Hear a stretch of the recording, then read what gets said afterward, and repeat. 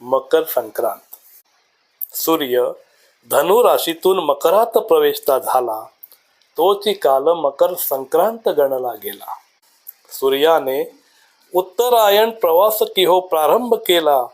हीच घटिका पाहुनी म्हणे देवव्रत भीष्म पितामहानी देहत्याग होता केला. हा काळ शुभ मानला जातो.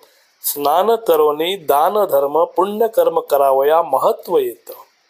क्रोध द्वेष मत्सर विसरुनी आपुलकी जपण्याचा हा सण. या थंडीच्या दिनी तीळ आणि गुळ शरीर कायेला ऊर्जा उष्णतेचं देणं. थंडीच्या पहाटे येते संक्रांत. सूर्याला नवी दिशा, जीवनाला नवी वाट. आकाशात पतंग हातात दोर मनात मात्र प्रश्न. तीळ कडू आहे गुळ गोड, जसं आयुष्य कधी सरळ तर कधी वाकडा मोड. तिळगुळ घ्या गोड गोड बोला हे शब्द फक्त सणापुरते का असावेत? नात्यांच्या मुळाशी खोलवर रुजून वर्षभर जपायचे व्रत ते बनावे. आज आपण हसतो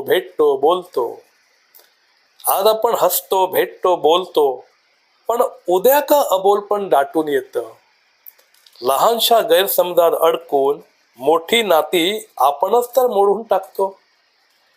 संक्रांत विचारते शांतपणे कडूपण पेरून नेमकं मिळतं काय?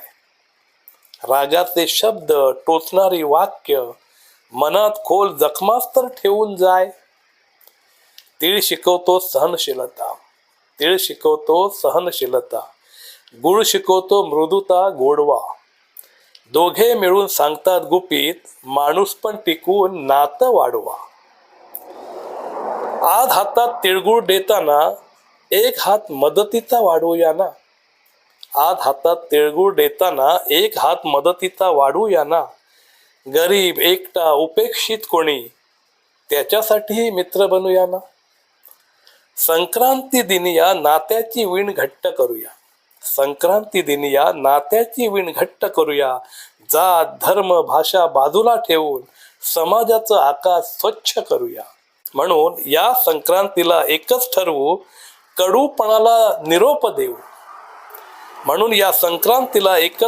कडूपणाला निरोप देऊ.